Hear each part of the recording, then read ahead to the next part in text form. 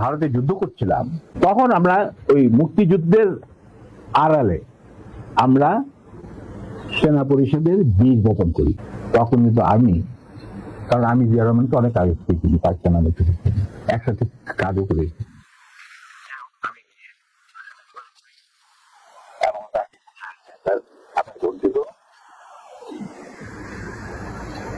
আমরা আপনাকে সহজে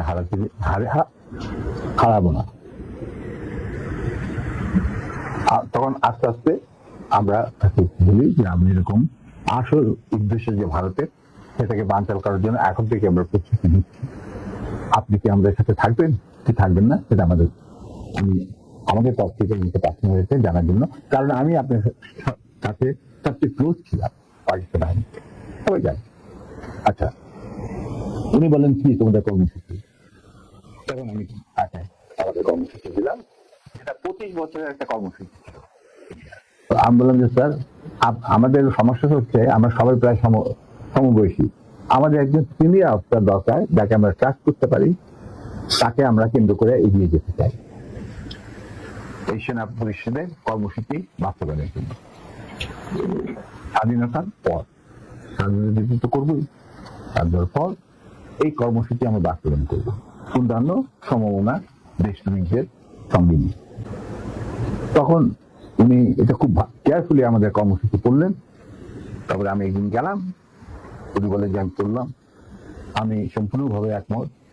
তখন আমি বললাম তাহলে কি আপনি আমাদের সাথে কাজ করতে রাজি আছেন? আমরা আপনাকেই আগে রেখে আমরা কাজ করতে চাই। তবে আপনার সমস্যা হচ্ছে আপনি বাংলা জানেন না, বাংলা বলতে পারেন না, লিখতে পারেন না, আপনি সারা জীবন পাকিস্তানে বড় হয়েছেন, ওখান থেকে আমি প্রবলেম। আমরা রয়েছি আপনার গ্রাউন্ড করেন। আপনি যদি রাজি থাকেন তাহলে আমরা একসাথে কাজ করতে, আপনাকে সামনে রেখে আমরা কাজ করতে পারবো, এগিয়ে যাবো, সেনা পরিষদ এগিয়ে যাবো। তখন বললেন যে আমি জানি। তখন বলেন যাক স্যার, আমাদের সাংগঠনিক বিধান অনুযায়ী আপনাকে একটা কোরআন শক্তি করতে হবে, যে কোরআন ধরে আপনি বলবেন যে আমি এই কর্মসূচি ভিত্তিক কর্মকাণ্ড, সেটা পরিষদের কর্মকাণ্ড পরিচালনা করার জন্য শীর্ষ নেতা হিসেবে যোগ দিতে রাজি আছে। উনি উজু করে আসলেন, কোরআন শরীফ রাখা হলো,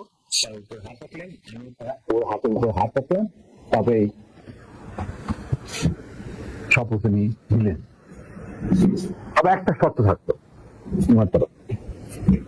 যতদিন পর্যন্ত রাষ্ট্রীয় ক্ষমতায় আমরা না যেতে পারবো, ততদিন পর্যন্ত সেনা পরিষদের সাথে আমার যে কোনো সম্পর্ক আছে সেটা প্রকাশিত করা যাবে না। আমরা আমরা সবাই পরামর্শের মাধ্যমে